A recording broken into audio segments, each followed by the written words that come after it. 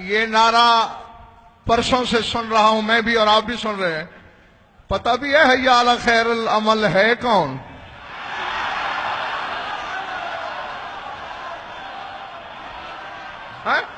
ہاں ممبر سے کہہ رہا ہوں، اللہ تعداد ہجوم کو گواہ بنا کے کہہ رہا ہوں، اللہ کی عدالت تک ضامن.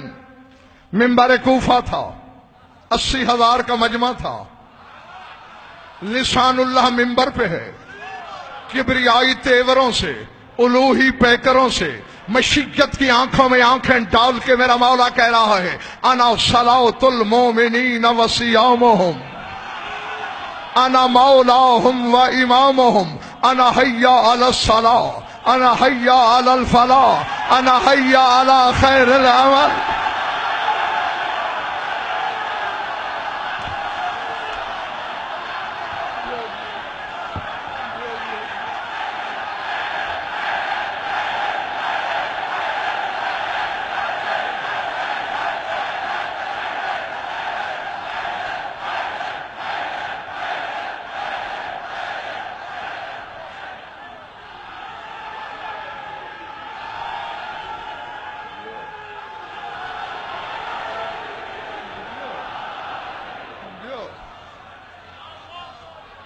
سمجھ میں آ رہی ہے بات یا نہیں؟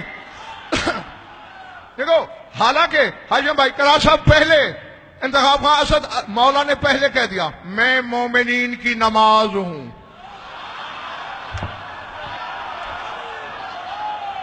تو مولوی سے پوچھتا پھرتا ہے نماز میں آ سکتا ہے نہیں، علی کہتا ہے میں مومن کی نماز ہوں.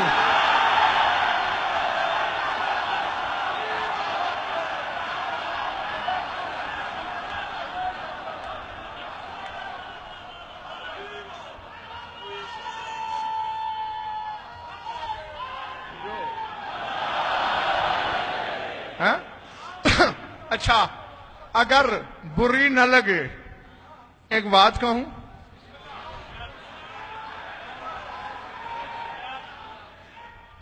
پاکستان کے تو تقریباً چپے چپے پر میں نے یہ پیغام پہنچایا ہے، اس سرزمین پہ بھی اتمام حجت کے طور پر کہنے لگا ہوں. اللہ جانے ہاشم بھائی کہ اللہ کو علی بادشاہ سے کیا پیار ہے، اس کی اس گھر کے ساتھ مجبوری کیا ہے یہ میرے علم میں نہیں ہے.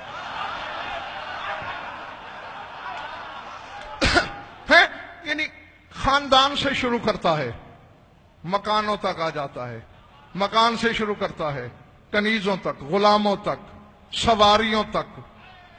پوری 5 قسمیں اللہ نے قرآن میں علی کے گھوڑے کی اداؤں کی کھائی ہیں.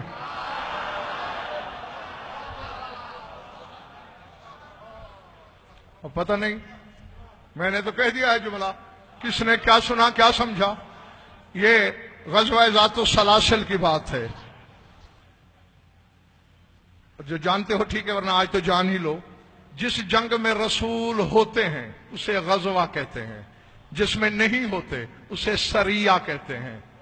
یہ وہ جنگ ہے جس میں رسول نہیں، کہلاتی غزوہ ہے.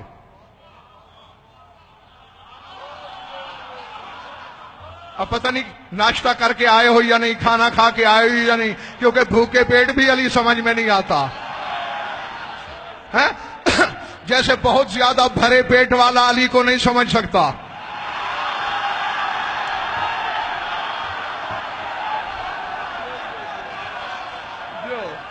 ہاں اسی طرح خالی معدے والا بھی علی کو برداشت نہیں کر سکتا.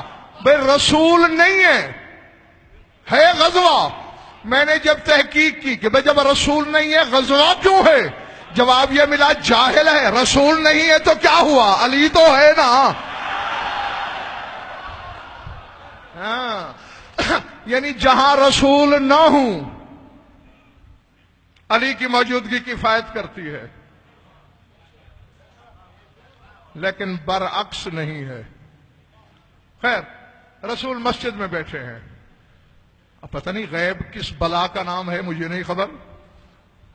بیٹھے بیٹھے اصحاب سے کہا لو تبل جنگ پہ چوٹ پڑی.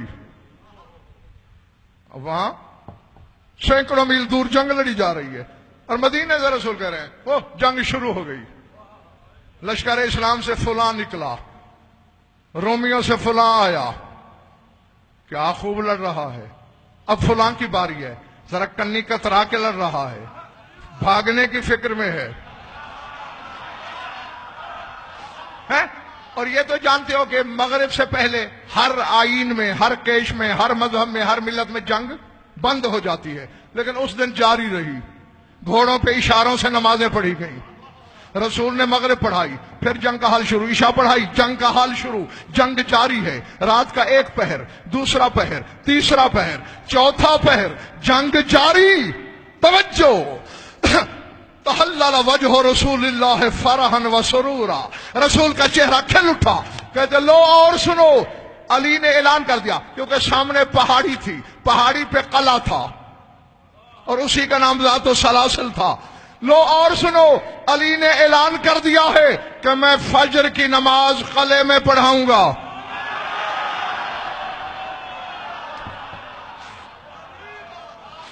لو علی نے دلدل محشر خرام کی باغ اٹھائی، وہ آندھی کی طرح اٹھا، وہ عقاب مرگ بن کے گیا، وہ گرد کے بادل چھوڑے، وہ اس نے پہاڑ پہ سم مارا، وہ چٹان پہ علی کے دلدل محشر خرام کے سم کی چوٹ پڑی، چنگاریاں نکلی، رسول یہی پہنچے، جبریل نے قدم لیے، کہا حال بعد میں سنانا۔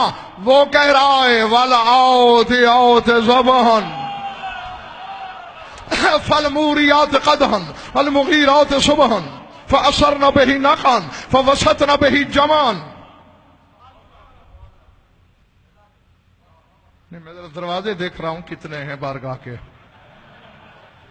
ہاں، ہو سکتا ہے مجھے دروازے بند کرانا پڑے، ہاں، پھر میں بھی یہیں، تم بھی ادھر، ہاں، پھر ایک ایک سے انٹرویو کرنا پڑا تو بھی کروں گا، ورنہ فیصلہ کرو اور مجھے دروازے بند کرنے کی زحمت سے بچا لو۔ آؤ، ترجمہ کا میں ضامن۔ کبھی دوڑتے ہوئے گھوڑے کو دیکھا ہے؟ دوڑتے ہوئے گھوڑا اپنے ناک سے، نتھنے سے فراٹا بھرتا ہے، پھنکارتا ہے، پھنکارتا ہے نا۔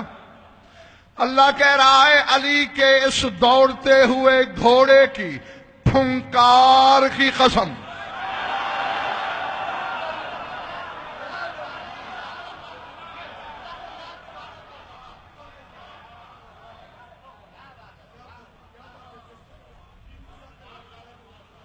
کہہ دوں